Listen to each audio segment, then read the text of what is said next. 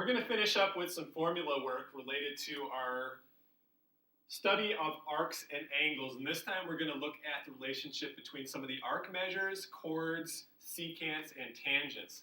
And on your notes page here, you actually have some examples, and all these examples are a little bit hard to read on the screen here, but on your notes page, you might actually have a good view of those. But basically, we're looking at, in this case, two chords that cross, form an angle, and they also intercept a couple arcs, so here and here. So what we want to know is the relationship between that angle and those two intercepted arcs.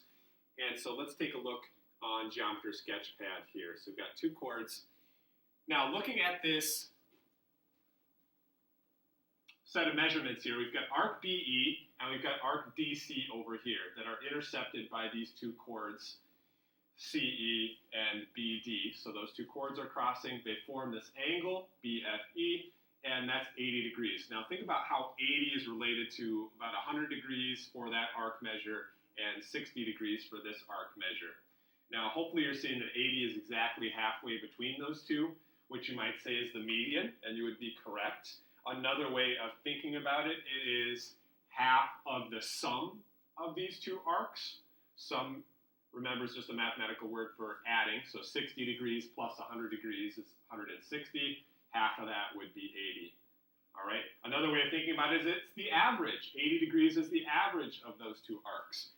Any of those mathematical statements would be correct, and we actually might put down some of those. So if you change this to say around, 90 degrees, and look at this one, that would be 60 degrees. Half of the sum of those two would be 150 divided by 2 would be 75 degrees. So half the sum, half of 150 is 75, and you can see that holds true down here. Okay, so let's write that down. Now in our textbook, we are going to say that the measure of an angle formed by two intersecting chords is half the sum of the two intercepted arcs, which you could also say is the average of the two intercepted arcs, or the median of the two intercepted arcs. Any of those would be a correct mathematical statement. Half the sum is sort of going to relate to our next property down here.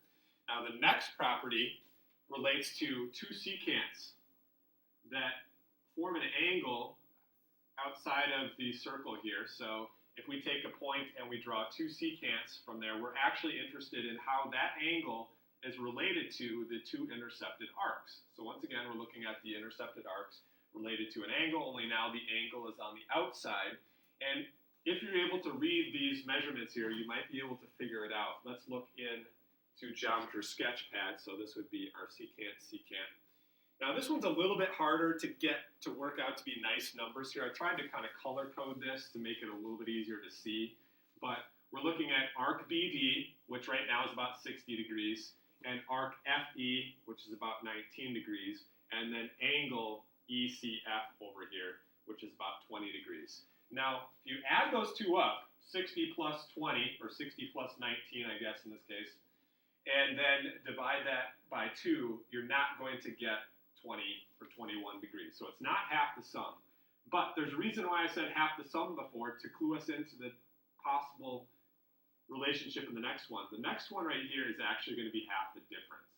So, like I said, it's hard to get these to work out to be real nice numbers here because I can't really drag this or this point very well. I can only drag these out here, unfortunately. Maybe I could do that another time, but if I take a look, let's make it a really small set of numbers. Maybe that's a little easier to look at. So about 30 degrees. And so if this is 30 degrees, arc BD, and this is about 10 degrees. This is about 10 degrees also, but you'll notice it's a little bit different. And so the idea is that you'll take and you'll subtract this time instead of add. So arc BD minus arc EF divided by 2 is equal to the angle out here. And here is the statement up here. And the same rule is going to apply to a tangent, BC, and a secant, in this case, CD.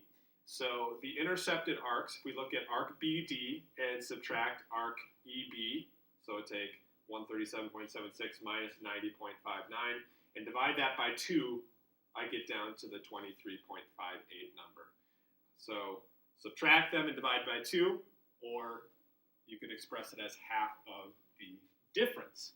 So when we come back to our notes page here, the measure of an angle formed by two secants is half the difference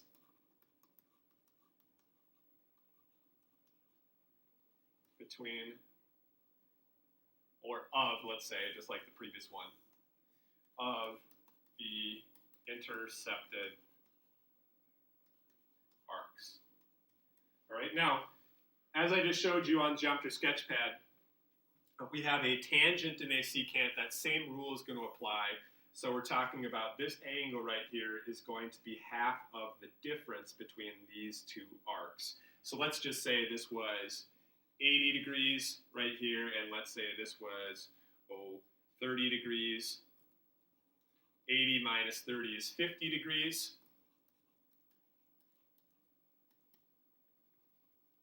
And 50 degrees divided by 2 is equal to 25 degrees. So this angle right here would be 25 degrees.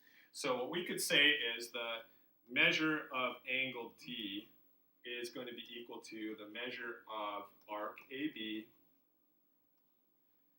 minus the measure of arc BC divided by 2. It's a little hard to see the A and the B and the C over here, but by the way, this is A, this is B, this is C, and this point is D. So the measure of angle D is half the difference between these two intercepted arcs, or same idea is to subtract the two arcs and divide by 2.